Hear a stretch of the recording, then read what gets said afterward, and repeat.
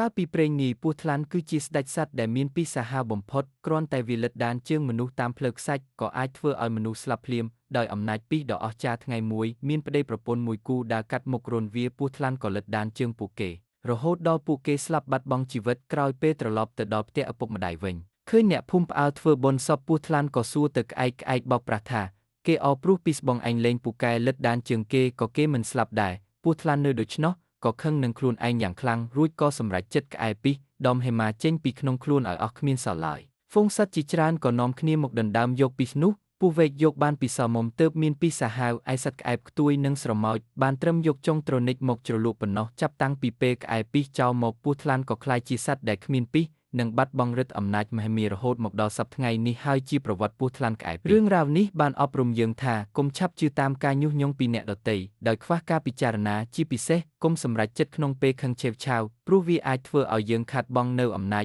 និងតម្លៃខ្លួនឯងរហូតសោកស្ដាយអស់មួយជីវិតដូចជាសត្វពស់ថ្លាន់ដូច្នោះដែរ